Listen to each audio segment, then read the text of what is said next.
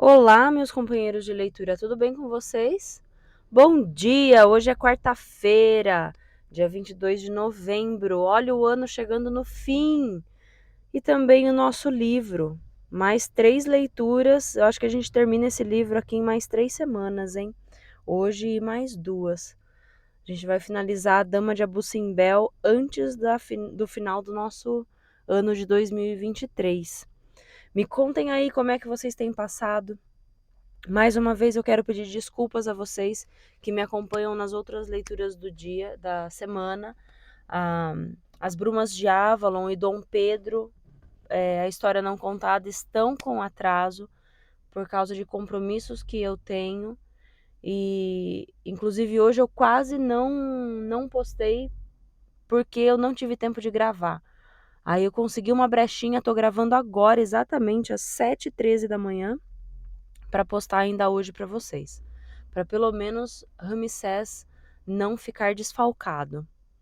Bom, dito isso, eu quero agradecer a presença de cada um de vocês, a disponibilidade de cada um de vocês em ouvir as minhas leituras. E vamos começar já, né, para não perder mais tempo. Capítulo 49. O próprio Asha levou a carta à grande esposa real, que tratava com Ramsés sobre a administração dos celeiros. Eis a resposta que estava esperando, Majestade. Vem pessoalmente da Imperatriz Puturrepa. Espero que o seu conteúdo não a decepcione. A tabuleta, envolta num tecido valioso, estava marcada com o selo da rainha Hitita. Quer lê-la para nós, Asha? Por um lado, você decifra o Hitita perfeitamente. Por outro, as informações provenientes de Hatusa lhe dizem respeito. O chefe da diplomacia egípcia obedeceu. A minha irmã, a rainha Nefertari, esposa do sol Ramsés o Grande. Como passa minha irmã? A sua família está de boa saúde? Os seus cavalos encontram-se soberbos e vigorosos? A bela estação chegou ao Hati. A cheia do Egito será boa? Recebi a longa carta da minha irmã Nefertari e li-a com grande atenção. O imperador Hattusil está muito contrariado com a presença do canalha Uritexupi em Pi-Ramsés. Uritexupi é um ser malvado, violento e covarde. Mereceria ser extraditado e reconduzido a Hatusa para ser julgado. O imperador Hattusil mantém-se inabalável a esse respeito. Mas a paz entre os nossos países não será um ideal tão grandioso que justifique certos sacrifícios? É verdade que não é possível estabelecer um compromisso em relação a Uritexupi, e o imperador exige, com razão, a sua extradição. No entanto, insisti junto a ele para que reconhecesse a lealdade do faraó, que honra a palavra dada. Que confiança poderíamos ter num soberano que a desonrasse? Portanto, embora o caso do traidor Uritexupi não seja negociável, por que não imaginá-lo solucionado para podermos avançar para o estabelecimento de um tratado de não agressão? A redação desse documento demorará muito tempo. Portanto, torna-se conveniente iniciar as discussões. Partilha a rainha do Egito, minha irmã, os meus pensamentos? Se fosse esse o caso, seria bom que nos enviasse com a maior brevidade um diplomata de elevada categoria e da confiança do faraó. Sugiro o nome de Asha. A minha irmã, a rainha Nefertari, com toda a minha amizade. Somos forçados a recusar esta proposta. Lamentou Ramsés. Recusá-la por quê? Espantou-se Asha. Porque se trata de uma armadilha destinada a concretizar uma vingança. O imperador não o perdoa por ter feito Uritexupi sair do Hati. Se você for lá, não voltará mais. Analiso esta carta de forma diferente, Majestade. A rainha Nefertari soube encontrar argumentos convincentes e a imperatriz Puturrepa confirma o seu desejo de paz. Considerando a influência que ela exerce sobre o imperador, é um passo definitivo. Asha tem razão, considerou Nefertari. A minha irmã Puturrepa compreendeu perfeitamente o sentido da missiva que lhe enviei. Não falemos mais de Uri-Teshup e trataremos das negociações para preparar um acordo de paz, tanto no fundo como na forma. Uri-Teshup não é uma ilusão, objetou Ramsés. Devo esclarecer mais ainda a minha posição e a da minha irmã Puturrepa? Hattusil exige a extradição de Uri-Teshup e Ramsés não a aceita. Portanto, que cada um permaneça firme e intransigente, enquanto as negociações progridem. Não é a isso que se chama diplomacia? Tenho confiança em Puturrepa, acrescentou Asha. Se você e a rainha se unem contra mim, como poderei resistir? Enviaremos então um diplomata, mas não você. É impossível, majestade. Está bem claro que os desejos da imperatriz são ordens. E quem conhece tão bem o Hati e os nossos interlocutores, senão eu? Está tão disposto assim a correr esses riscos, acha? Deixar de lado semelhante oportunidade de fazer a paz seria um crime. Todas as nossas forças devem se consagrar a essa tarefa, a conquista do impossível. Não é essa a marca do seu reinado? Nunca o vi tão entusiasmado. Gosto do prazer e dos prazeres, e a guerra não lhe é nada propícia. Não a decidirei a qualquer preço, e afirmo que o Egito nunca sairá perdendo. Havia considerado algumas dificuldades desse gênero, mas fazem parte da minha profissão. Vamos trabalhar dias a fio para elaborar um projeto apresentável. Visitarei algumas amigas muito queridas e depois partirei para o Hati. E juro que vencerei, já que você assim o exige. Primeiro, um salto surpreendente. Depois, imobilizou-se a menos de 1 metro de Setaou, que, sentado na margem, observava com satisfação a mudança da água do Nilo, que se tornava novamente potável. Uma segunda, depois uma terceira, ágeis, saltitantes, com gradações de verde. Magníficas rãs saltaram do lodo que o rio depositava sobre a terra do Egito para fertilizá-la e garantir a alimentação do povo do faraó. À frente de um imponente cortejo, Arão estendeu o seu cajado sobre o Nilo e falou com voz forte.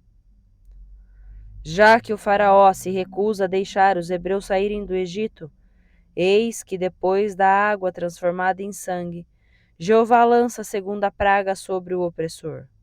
Rãs, milhões de rãs, que se introduzirão por toda parte, nas oficinas, nas casas, nos quartos dos ricos.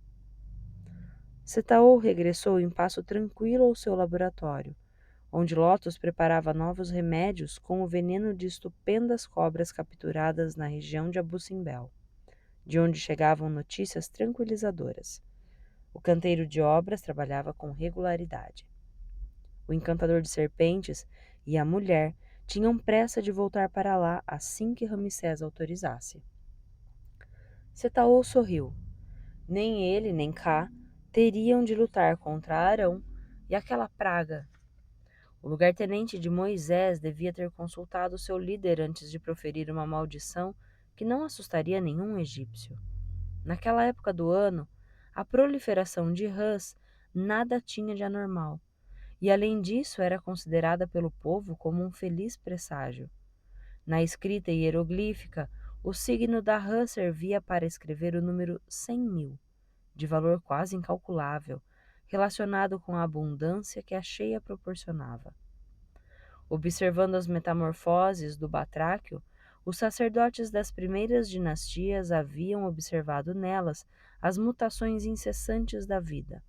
Da consciência popular, a rã transformara-se assim simultaneamente no símbolo de um nascimento feliz ao término de numerosas etapas, partindo do embrião até chegar à criança, e da eternidade que subsistia através e para além do tempo.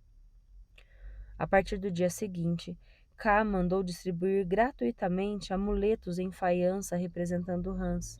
Encantada com este presente inesperado, a população da capital aclamou o nome de Ramsés e sentiu-se grata a Arão e aos hebreus, pois graças à agitação destes últimos, muitas pessoas modestas se tornaram proprietárias de um objeto precioso.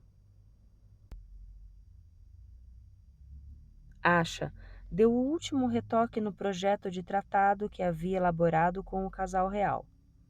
Foram necessários mais de 50 dias de trabalho intensivo para pesar cada termo, e a revisão de Nefertari tinha sido de grande utilidade.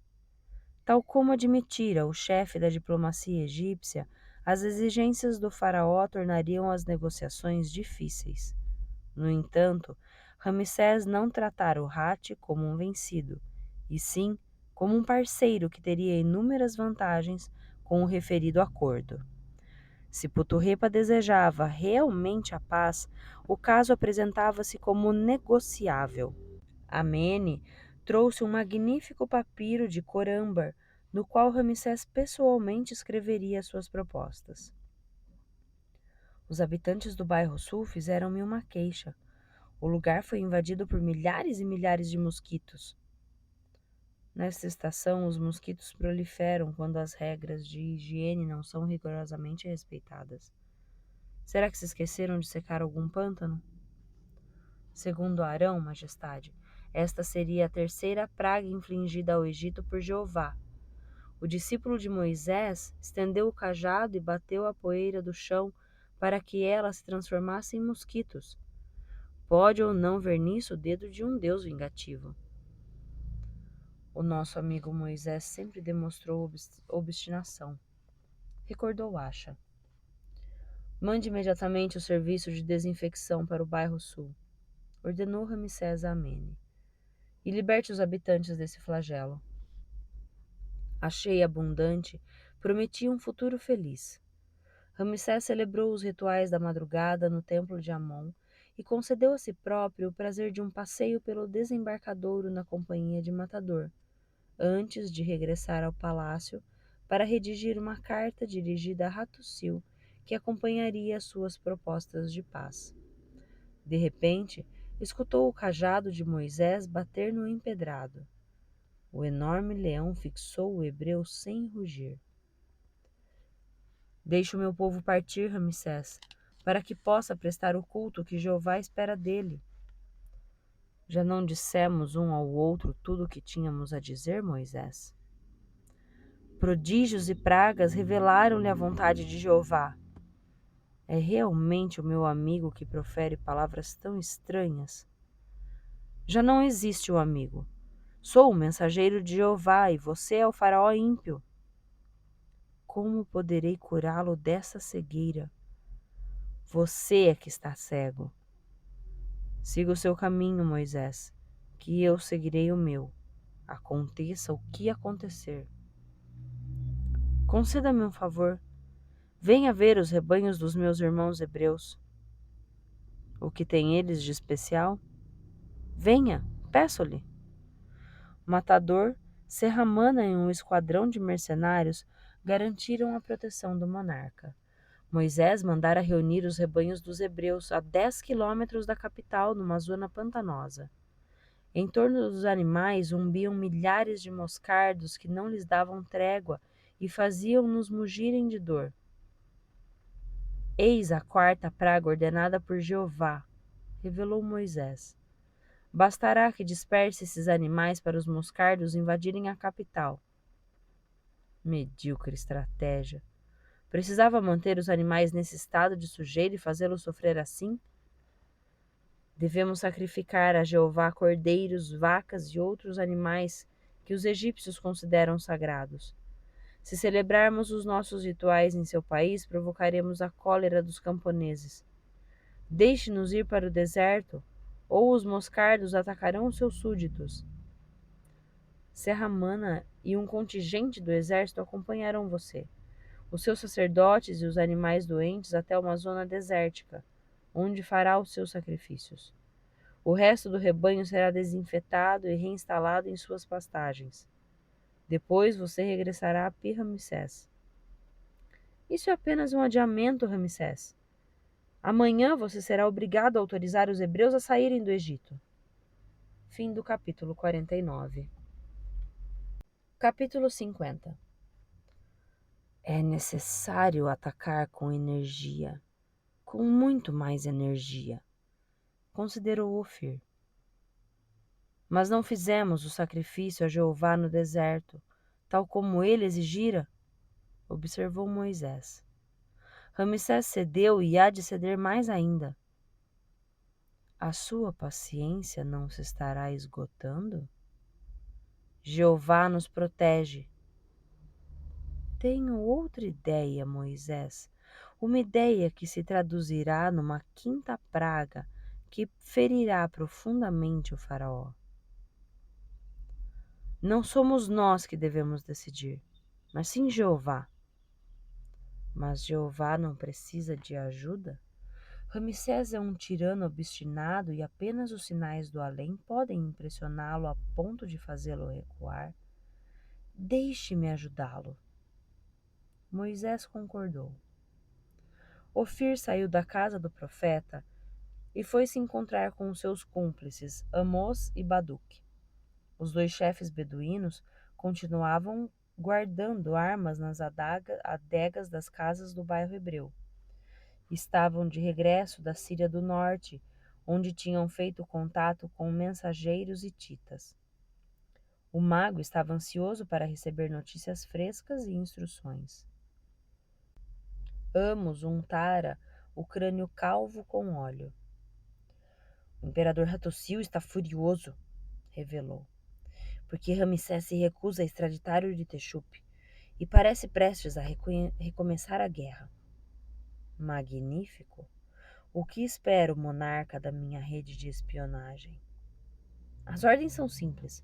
Continue mantendo a agitação dos hebreus no Egito.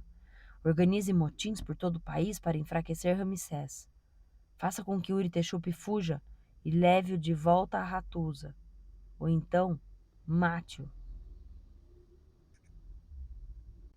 Dedos Tortos era um camponês que adorava o seu pedaço de terra e o seu pequeno rebanho de 20 vacas, cada qual mais bonita, graciosa e meiga, embora a favorita tivesse o seu temperamento e não deixasse ninguém aproximar-se.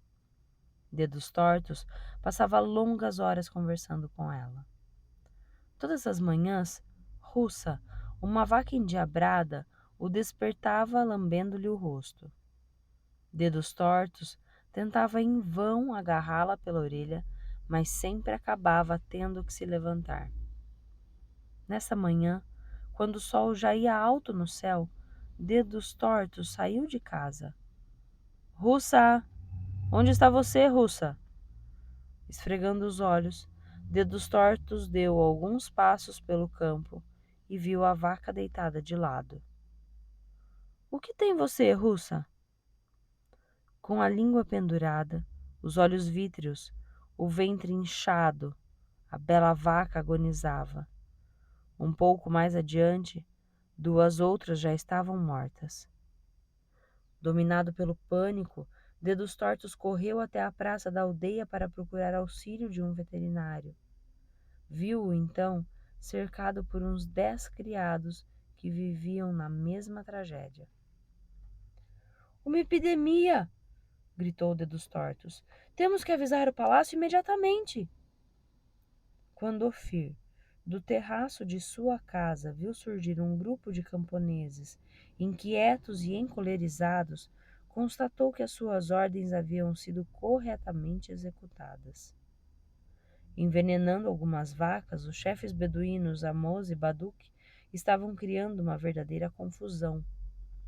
No meio da avenida que conduzia ao palácio, Moisés deteve o cortejo. Estão sendo vítimas da quinta praga que Jeová fez cair sobre o Egito.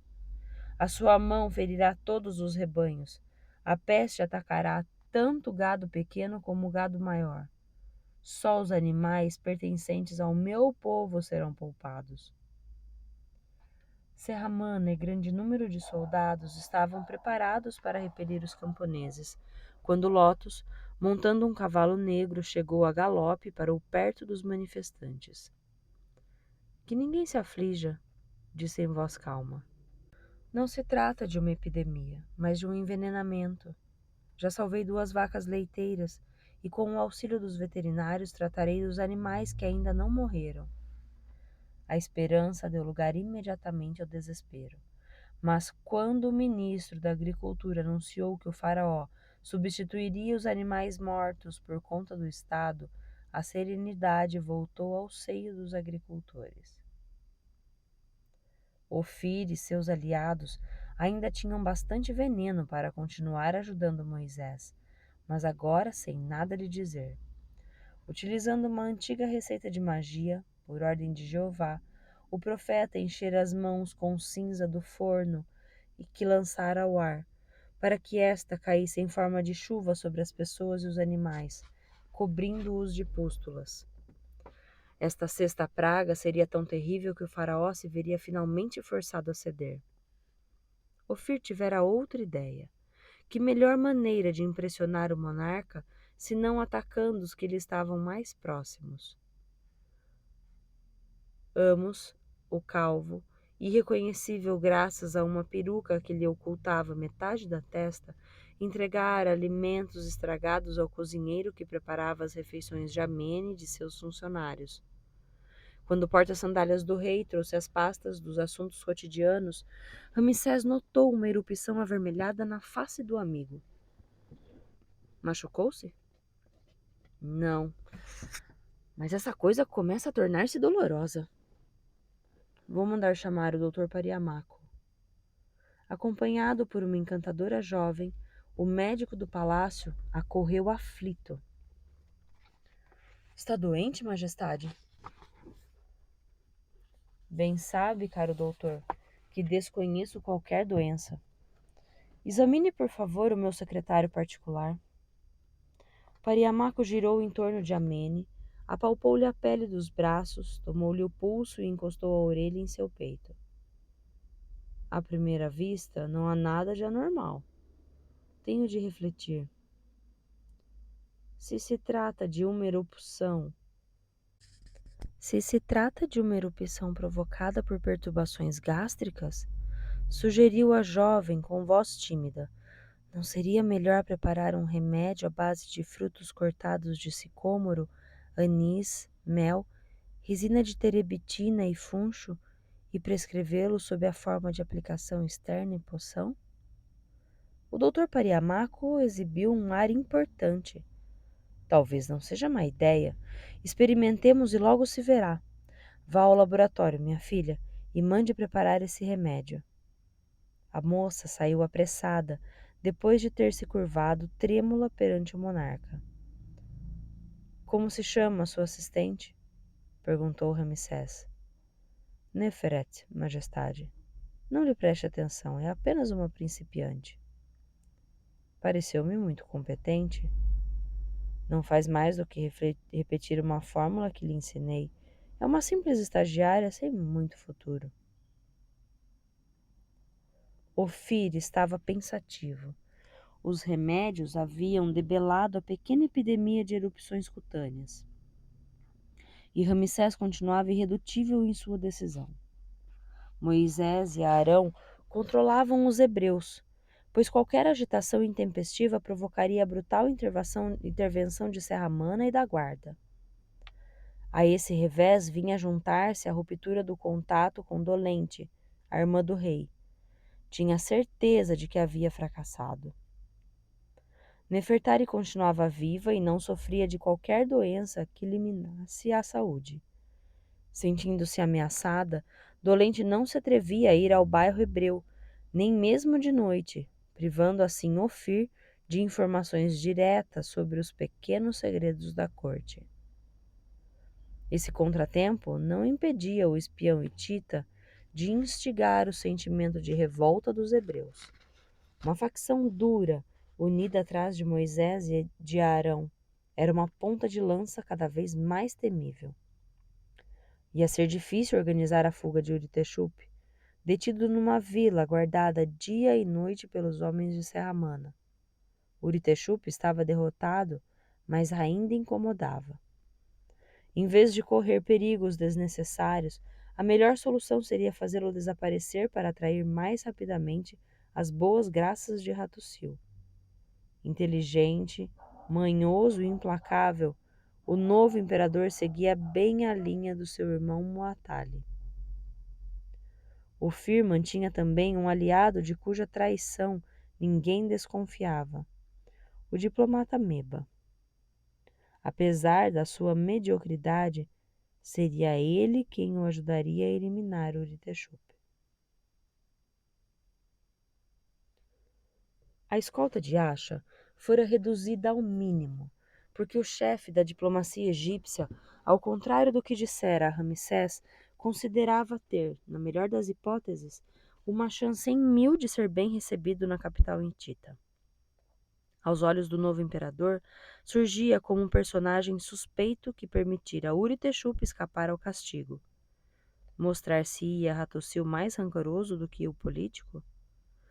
Se cedesse ao ódio, mandaria prender e até mesmo executar todos os membros da missão diplomática, com Acha encabeçando a fila, o que obrigaria Ramsés a desencadear uma ofensiva em represária a tal afronta. É verdade que Puturrepa parecia lutar em favor da paz, mas até que ponto deixaria de solidarizar-se com o marido? A imperatriz do Hatti não se fecharia num sonho. Se o caminho das negociações se revelasse muito difícil, defenderia, claro, o do confronto.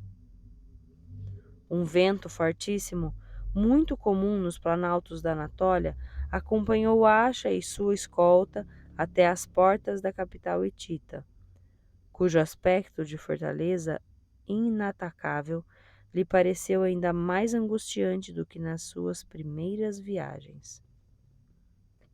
O chefe da diplomacia egípcia entregou as cartas credenciais a um oficial e esperou durante longo tempo junto a uma das portas laterais antes de lhe permitirem entrar em Hattusa, pela Porta dos Leões.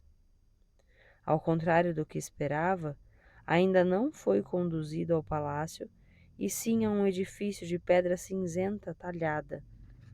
Ali ficava o quarto que lhe fora destinado, guarnecido apenas de uma janela com barras de ferro. Mesmo com certo otimismo, o local assemelhava-se muito a uma prisão. Lidar com o temperamento hitita exigia habilidade e sorte, muita sorte. Não teria Acha já esgotado a cota que o destino lhe atribuíra? Pouco depois do entardecer, um militar com capacete e pesada armadura pediu-lhe que o acompanhasse. Dessa vez seguiu por uma ruela que levava à Acrópole, onde se erguia o palácio do imperador. Chegara a hora da verdade, se é que ela existia no mundo da diplomacia. Ardia o fogo na lareira da sala de audiências decorada com tapeçarias.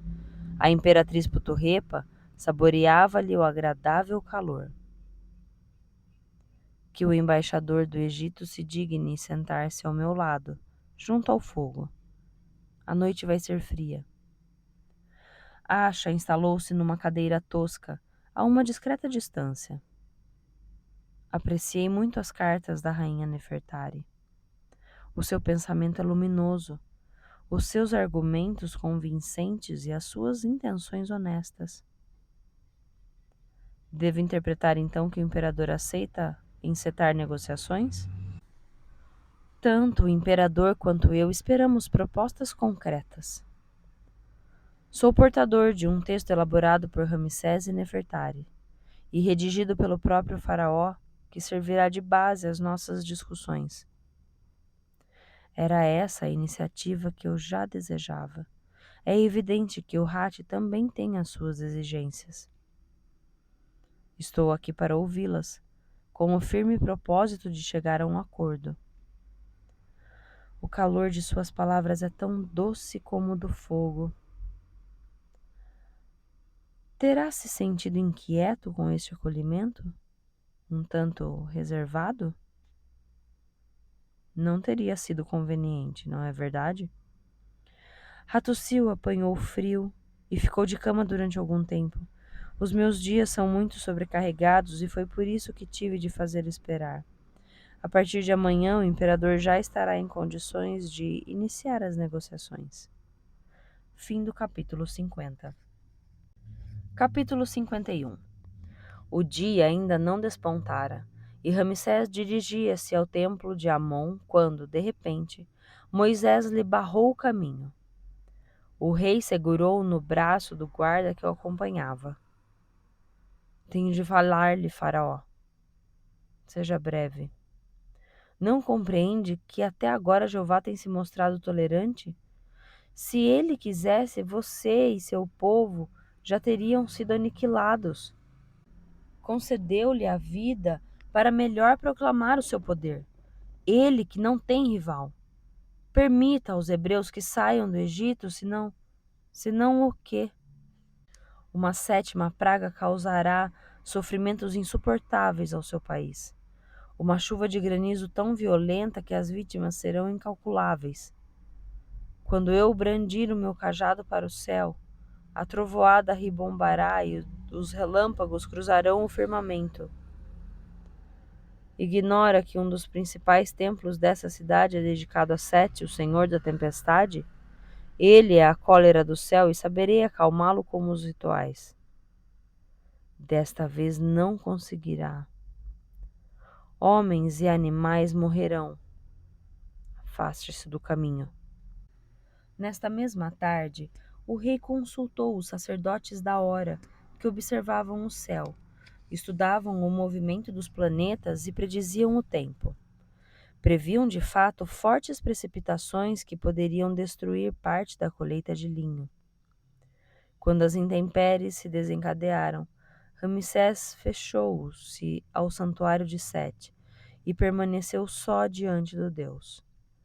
Os olhos vermelhos da monumental estátua brilhavam como carvões em brasa. O rei não tinha o poder de opor-se à vontade de Sete e à ira das nuvens, mas, comunicando-se com o seu espírito, atenuaria os efeitos e diminuiria a sua duração. Seu pai lhe ensinara como dialogar com Sete e canalizar a sua força destrutiva sem ele próprio ser destruído. O faraó precisou despender muita energia para suportar o confronto e não ceder nem mesmo uma polegada de terreno às chamas invisíveis de Sete, mas a sua iniciativa foi coroada de êxito.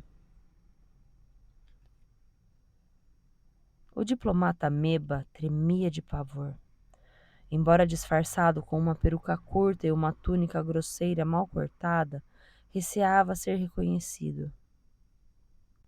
Mas quem poderia identificá-lo naquela cervejaria do bairro das Docas, repleta de encarregados de armazém e de marinheiros sedentos? Amos, o calvo barbudo, sentou-se à sua frente. Quem o mandou aqui? O mago. Você é realmente nada de nomes. Entregue-me-lhe essa tabuleta. Contém uma informação que talvez lhe interesse. O mago deseja que você elimine Uriteshub, mas ele está com a resistência vigiada. As ordens são claras. Mate Uriteshub. Caso contrário, vamos denunciá-lo a Ramsés. A dúvida começava a espalhar-se entre os hebreus. Já 7 pragas tinham se abatido sobre o Egito e o faraó permanecia inabalável. Durante a reunião do Conselho dos Anciãos, Moisés conseguiu, no entanto, manter a sua confiança. O que tenciona fazer agora? Desencadear uma 8ª praga, tão terrível que os egípcios se sentirão abandonados pelos seus deuses. Qual será esse flagelo? Olhe o céu a leste e saberá. Sairemos finalmente do Egito? Sejam tão persistentes como eu fui durante longos anos e coloquem a sua fé em Jeová. Ele nos conduzirá à terra prometida.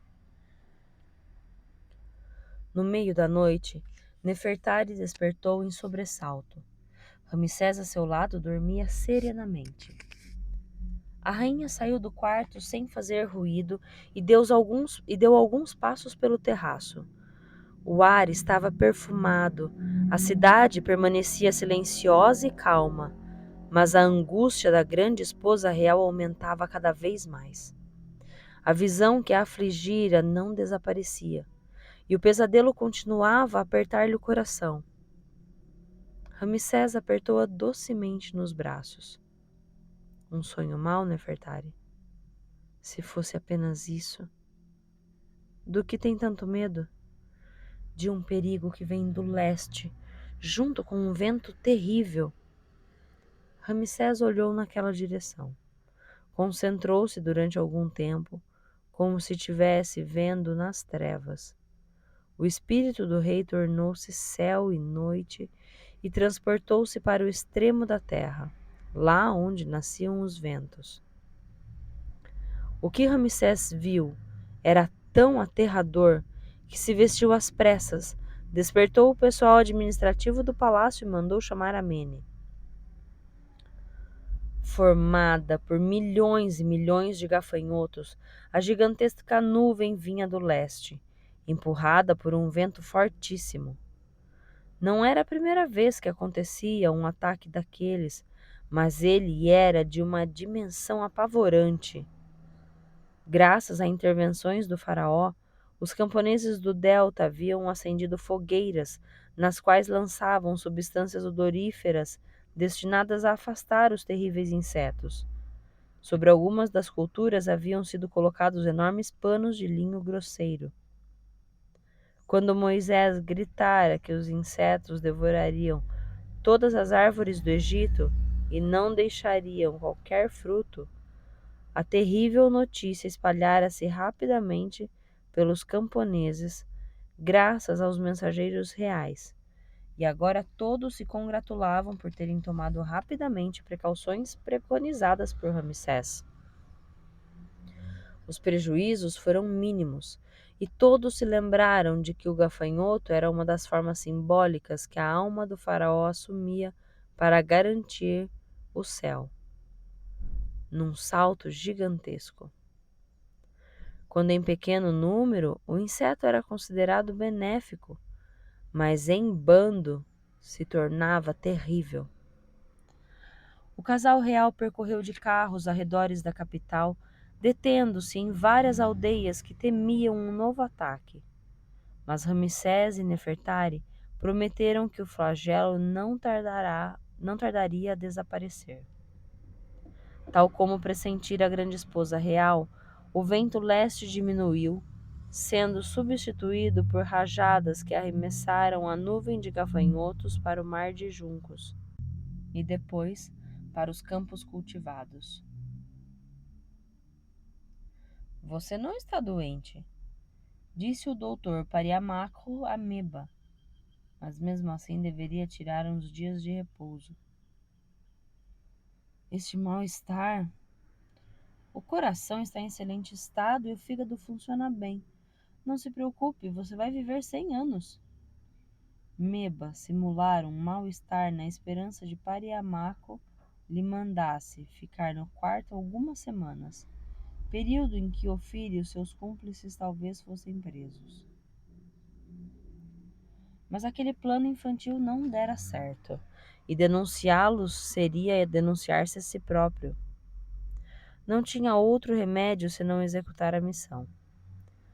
Mas como se aproximaria de Uritexup sem chamar a atenção de Serramana e de sua guarda de elite?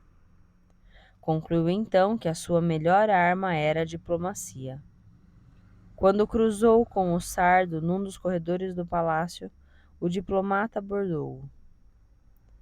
Asha enviou-me uma mensagem ordenando que eu interrogue Uritexup e anote suas confidências sobre a administração hitita, declarou Meba. Aquilo que Uritexup me disser tem de permanecer secreto, por isso devemos encontrar-nos a sós. Anotarei e selarei as suas declarações em um papiro. Depois as enviarei ao rei. Serramana pareceu contrariado. De quanto tempo vai precisar? Não sei. Tem pressa? É uma missão urgente. Bem, então vamos.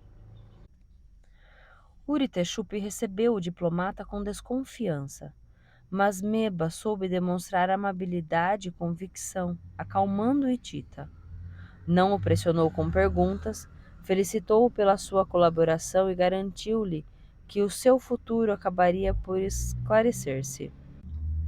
Uritexup descreveu as mais impressionantes batalhas e contou mesmo algumas piadas. Está satisfeito com a forma que é tratado? Perguntou Meba. O alojamento e a alimentação são agradáveis. Faço exercício, mas faltam-me as mulheres. Talvez haja um jeito. Como? Exijo um passeio pelos jardins ao cair da tarde para aproveitar-lhe o frescor.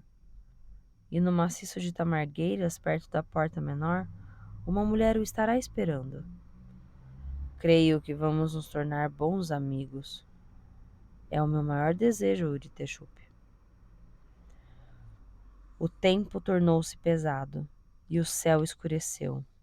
O deus Sete demonstrava novamente o seu poder. O calor sufocante e a ausência de vento proporcionavam a Uritexup a oportunidade de pedir um passeio pelos jardins. Acompanharam-no 2 guardas, que o deixaram perambular por entre os maciços de flores, pois sabiam que o hitita não tinha qualquer chance de escapar. Afinal, por que iria escapar de uma prisão dourada onde se encontrava em segurança? Escondido sob as tamargueiras, Meba tremia. Drogado com uma infusão de mandrágora e fora do seu estado normal, o diplomata escalara o muro do jardim e preparava-se para atacar. Quando Uritexup se inclinasse para ele, cortar-lhe-ia o pescoço com um punhal de lâmina curta, roubado de um oficial de infantaria. Após abandonar a arma sobre o cadáver, acusaria um grupo de militares enraivecidos de terem fomentado uma conspiração para se vingarem de um inimigo responsável pela morte de muitos egípcios. Meba nunca matara ninguém e sabia que esse ato conduziria à condenação eterna. Mas se defenderia perante os juízes do outro mundo, explicando que havia sido manipulado. No momento, devia pensar apenas no punhal e no pescoço de Uritexup. Passos. Passos lentos e cautelosos. Viu a sua presa aproximar-se, imobilizar-se e inclinar-se. Meba ergueu o braço para atacar, mas um violento soco na cabeça fê-lo mergulhar no nada. Serraman ergueu o diplomata, segurando pela gola da túnica. Traidor, medíocre, estúpido. Acorde, Meba. O corpo do diplomata permaneceu inerte. Deixe de brincadeira! A cabeça formava com a linha do pescoço um ângulo bizarro. Serraman compreendeu, contrariado, que lhe batera com muita força. Fim do capítulo 51. Capítulo 52. No âmbito do indispensável inquérito administrativo sobre a morte brutal de Meba, Serraman tivera de se submeter a um interrogatório cerrado e conduzido por Amene. Pouco à vontade, o sardo temia ser castigado. O processo é claro, concluiu o escriba. Suspeitava com razão que o diplomata Meba lhe tinha mentido e que queria matar Uritexup. Tentou deter Meba em flagrante delito, mas este debateu-se, pôs a sua existência em perigo e sucumbiu durante a luta. O ex-pirata descontraiu-se. É um magnífico relatório. Embora morto, Meba será julgado por um tribunal. Como não há dúvida sobre a sua culpabilidade, o seu nome será retirado de todos os documentos oficiais. Todavia, uma questão permanece. Para quem trabalhava? Disse-me que estava sob as ordens de Acha. Amene mordiscou o pincel. Mandar eliminar o hitita para livrar Ramsés de tal personagem incômodo. Se fosse verdade, Acha nunca teria confiado essa tarefa a um medroso. E principalmente não teria ido contra a vontade de Ramsés, que respeita muito o direito de asilo. Meba mentiu mais uma vez. E se fosse um dos membros da rede de espionagem hitita instalada em nosso território? Essa rede não era favorável ao Uritexup? Mas o atual imperador é Hattusil. O Uritexup não passava de um renegado. Eliminando seu inimigo número 1, a rede conquistaria as boas graças do novo senhor do Hati. O sardo cofiou o longo bigode.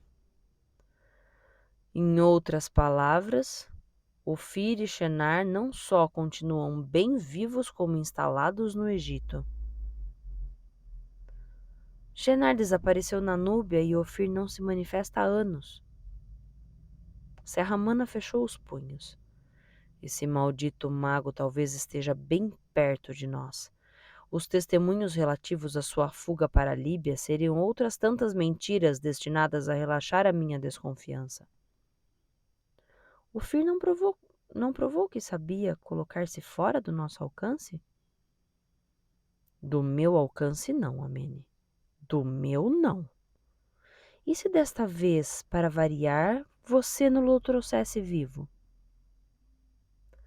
Durante 2 intermináveis dias, espessas nuvens negras ocultaram o sol sobre Pi-Ramsés. Aos olhos dos egípcios, as perturbações causadas pelo deus Set misturavam-se aos perigos transportados pelos mensageiros da deusa Sekhmet, anunciadores das doenças e das infelicidades. Uma única pessoa podia evitar que a situação se agravasse: a grande esposa real, encarnação terrestre da regra eterna que o faraó alimentava com oferendas. Foi o momento em que cada um olhou para si mesmo e, sem complacência, tentou corrigir as suas faltas na maneira de proceder. Assumindo os defeitos e as imperfeições do seu povo, Nefertari foi ao templo de Mut, em Tebas, para depositar oferendas aos pés da estátua da temível deusa Sekhmet e assim transformar as trevas em luz. Na capital, Ramsés concordou em receber Moisés, que clamava que a escuridão que cobria a capital era a 9ª das pragas infligidas por Jeová ao povo egípcio. Está finalmente convencido, Faraó? Está apenas interpretando fenômenos naturais, atribuindo-os ao seu Deus. É a sua visão do real e respeito-a. Mas não admito que espalhe a perturbação entre o povo em nome de uma religião. Tal atitude é contrária à lei de Maat e só pode conduzir ao caos e à guerra civil. As exigências de Jeová permanecem inalteráveis. Abandone o Egito com seus fiéis, Moisés, e vá orar ao seu Deus lá para onde você quiser. Não é assim que Jeová o interpreta. É todo o povo hebreu que deve partir comigo. Deixará aqui o gado, tanto pequeno como grande, porque a maior parte lhes foi alugado e não lhes pertence. Os que rejeitam o Egito não têm direito de gozar dos seus benefícios. Os nossos rebanhos nos acompanharão. Nenhuma cabeça de gado permanecerá no seu país, pois todas servirão ao culto de Jeová. Precisamos delas para oferecer sacrifícios e holocaustos até a nossa chegada à terra prometida. Tenciona comportar-se como um ladrão? Só Jeová pode me julgar. Que fé pode justificar semelhantes excessos? Você é incapaz de compreendê-la. Contente-se em inclinar-se. Os faraós conseguiram sufocar o fanatismo e a intolerância, venenos mortais que corroem o coração do homem. Não receia, como eu, as consequências de uma verdade absoluta e definitiva impostas por alguns homens a outros homens?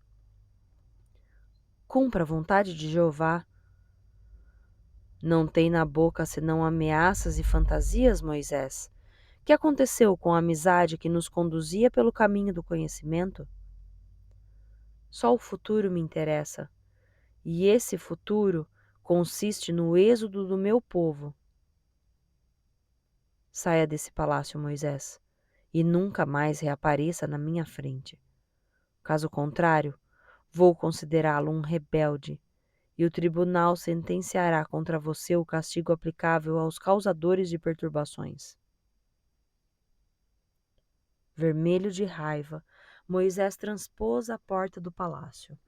Não saudou os cortesãos que, de boa vontade, teriam trocado algumas palavras com ele, e chegou à sua casa do bairro hebreu, onde Ofir o esperava. Os aliados do mago haviam-lhe transmitido o fracasso e a morte de Meba, mas o último relatório escrito do diplomata continha uma informação interessante. Durante uma cerimônia no templo de Ptah, em Mênfis, Meba havia constatado que Ka se despojara das proteções mágicas concebidas por Setaol. É a verdade que sua função de grande sacerdote o colocava ao abrigo das forças obscuras. Mas por que Ofir não tentaria a sua sorte? Ramsés cedeu? Perguntou o mago. Não cederá nunca, respondeu Moisés. Ramsés ignora o medo? Esta situação permanecerá sem saída enquanto não recorrermos à violência. Uma revolta? Dispomos de armas? Os hebreus serão exterminados. Quem fala de uma luta aberta?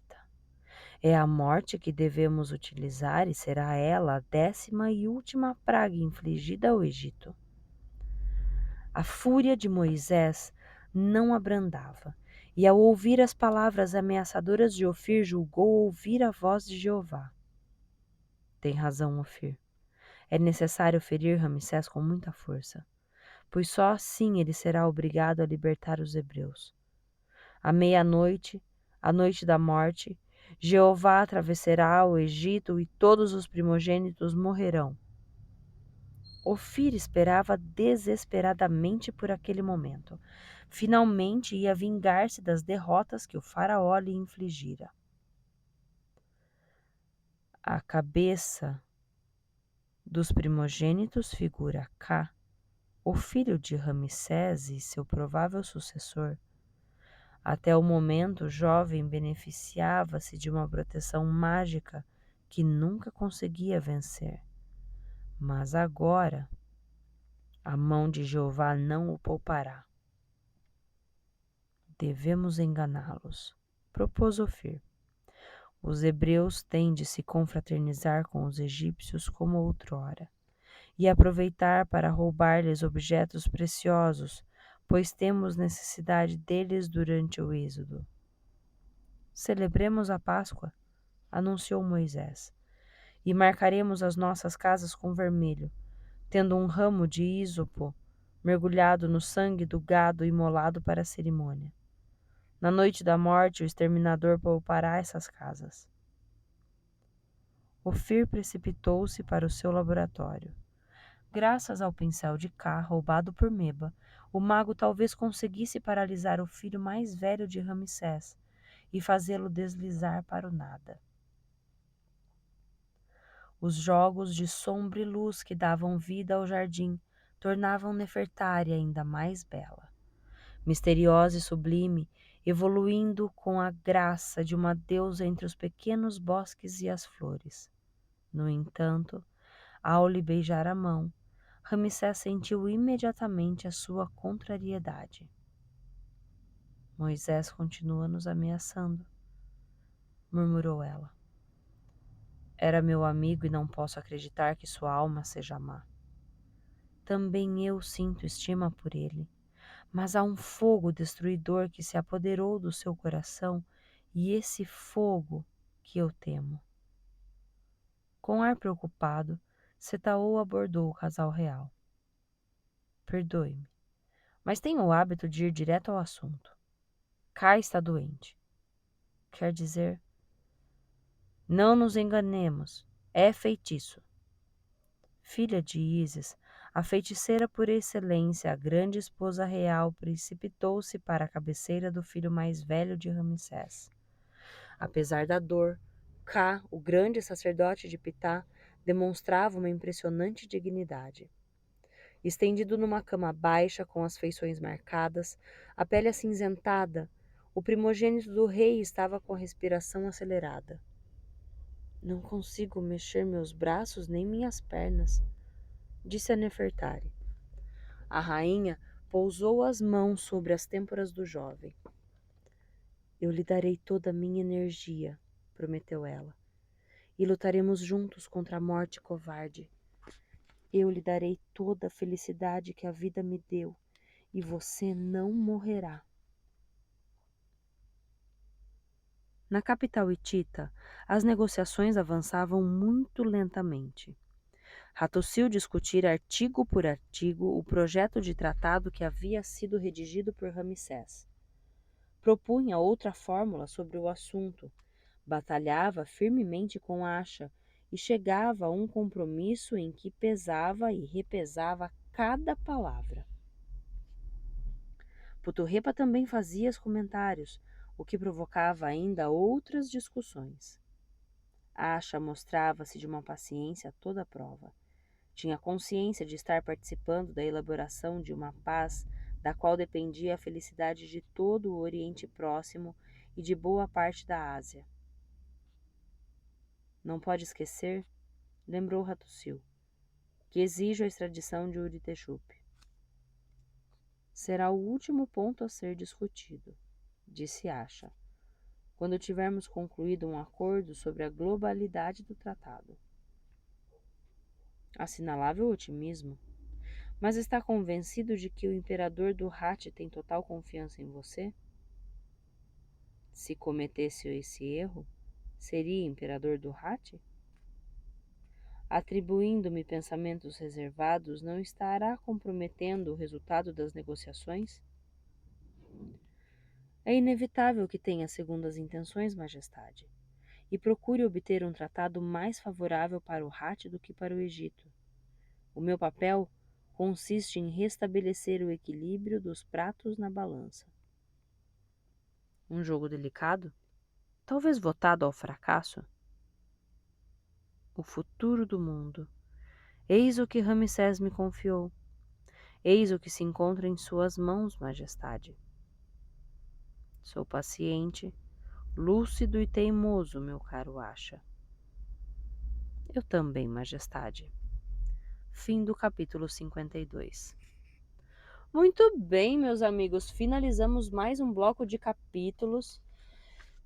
E que coisa! Meu, o Serramano é muito forte, ele precisa, né, controlar sua força, seu ímpeto. Mais um possível delator falecido. Como que a gente faz com o Serramano, hein? Ai, ai, ai. E a paz? Será consolidada? Esse tratado será assinado e definido? Aguardemos as cenas dos próximos capítulos. Lembrei das novelas de antigamente agora, hein? Gente, muito obrigada pela companhia. Vou editar esse vídeo rapidinho e já vou publicar, porque já são 8h32. Então, um grande beijo para vocês, um ótimo final de semana e a gente se encontra com certeza na semana que vem. Mais uma vez, essa semana não teremos nem as Brumas de Avalon e nem Dom Pedro I, a história não contada, ok? Um grande beijo para vocês. A gente se encontra de novo na semana que vem. Tchau!